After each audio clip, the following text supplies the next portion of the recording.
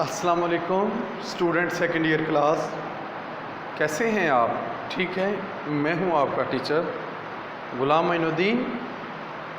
آج کا بیٹا جو ہمارا لیکچر ہے ایجوکیشن کا، وہ لیکچر نمبر 32 ہے اور ہمارے چیپٹر نمبر 2 کے شارٹ کوسچن چل رہے ہیں۔ لیکچر کے جو آغاز ہے وہ اللہ تعالیٰ کے بابرکت نام سے کرتے ہیں۔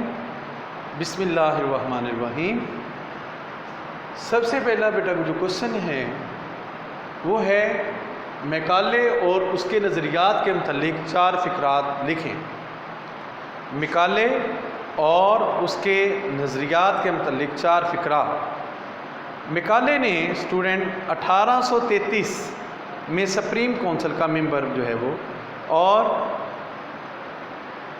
سپریم کونسل کا ممبر اور پبلک انسٹرکشن کمیٹی کا سیکرٹری مقرر ہو کر ہندوستان آیا تھا، اور اس نے ہندوستان کی جملہ معاشرتی اور معاشی برائیوں کے خاتمے کے لیے مقامی علوم کے بجائے یورپی علوم کو جو ہے وہ پڑھانے کی سفارش کی، اور اس نے انگریزی زبان کو ذریعہ جو ہے وہ تدریس بنایا، اور واضح طور پر اس نے یہ کہا کہ تعلیم کا مقصد ایسی نسل تیار کرنا ہے جو کہ مغربی افکار نظریات کے ترجمان ہو۔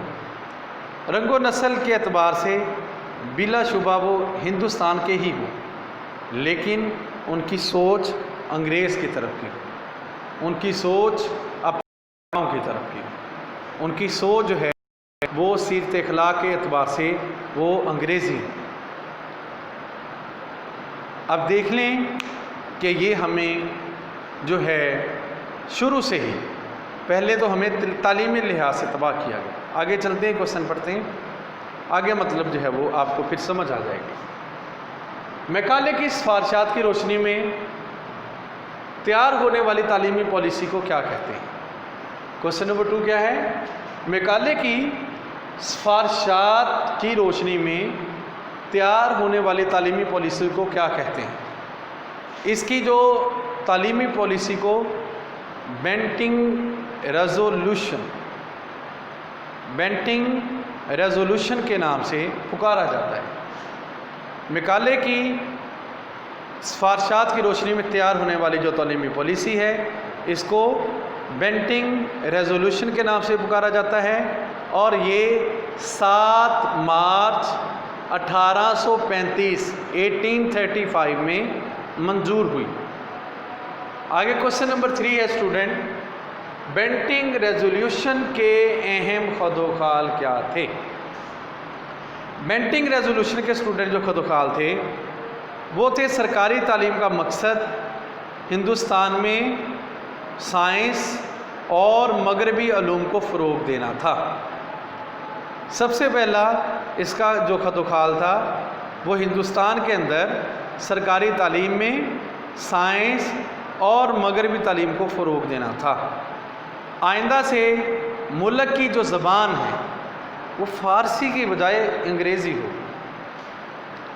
آئندہ سے ملک میں فارسی ختم، اگر زبان ہے وہ انگریزی ہو، اور ذریعہ تعلیم انگریزی ہو، اور مشرقی علوم کی اشاعت پر آئندہ سے کوئی رقم خرچ نہیں کی جائے۔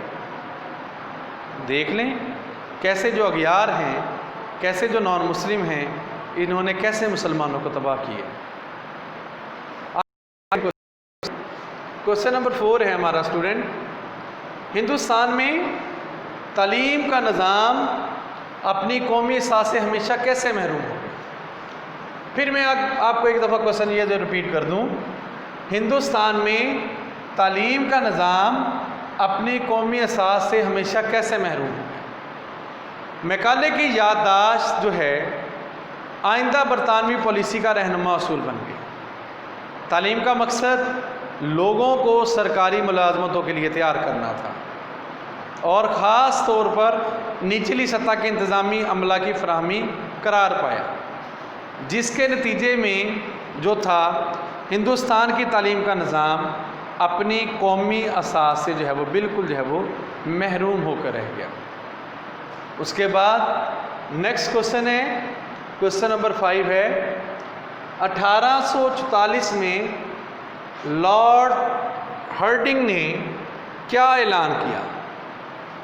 1844 में लॉर्ड हर्डिंग ने वाज़े तौर पर ऐलान किया कि सरकारी जो है वो मुलाजमत के लिए उन अफराद को तरजीह दी जाएगी जो सरकारी अदारों से तालीम हासिल करते हैं।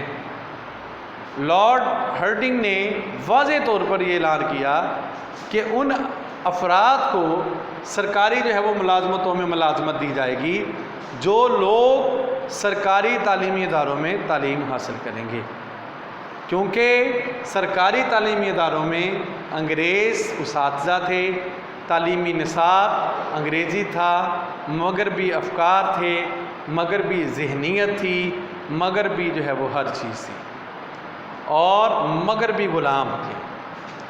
क्वेश्चन नंबर 6 है स्टूडेंट, 1813 से 1854 तक, 1813 से 1854 तक मुसलमानों के लिए तालीमी लिहाज से मायूसियों का ज़माना क्यों कहा जाता है?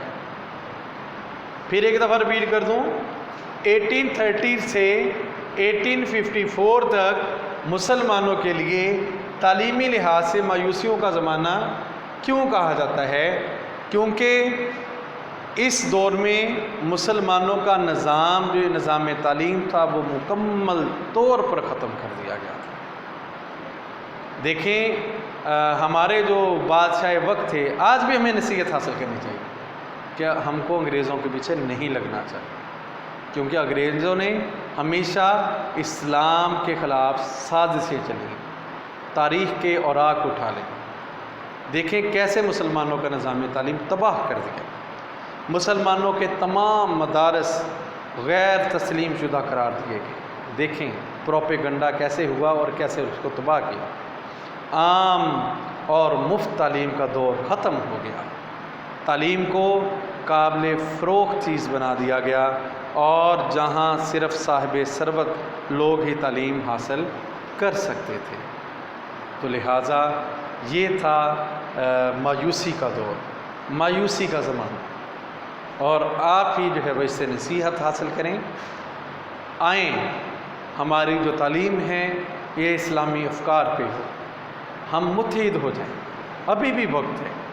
अल्लाह ताला ने पाकिस्तान जैसा हमें मुल्क एक नेमत दिया है, अभी भी वक्त है हम इकट्ठे हो जाएं, अपने झगड़ों को छोड़कर, अपनी दुश्मनियों को छोड़कर एक हो जाएं। अंग्रेज़ों ने हमारे बीच में हमें जायदादों के लालच, जागीरों के लालच, सरमायादाराना निज़ाम का लालच, नौकरियों का लालच वो दिया। हम इस्लाम से क्या दूर हुए, हम ज़लील व ख़ार हो गए। तो लिहाजा फिर वो इकबाल का शेर याद आता है, गंवा दी हमने जो इस्लाफ से मिरास पाई थी, सुरैया ने आसमान से ज़मीन पे हमको दे मारा। अगर हम दोबारा बुलंदियाँ हासिल करना चाहते हैं तो हम इस्लाम के सलूक को।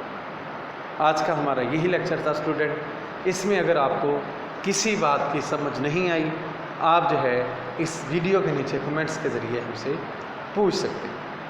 आज के लिए इजाज़त चाहूँगा, आपका टीचर गुलाम मोइनुद्दीन। जज़ाकल्लाहु खैरा। अस्सलामु अलैकुम व रहमतुल्लाहि व बरकातुहू।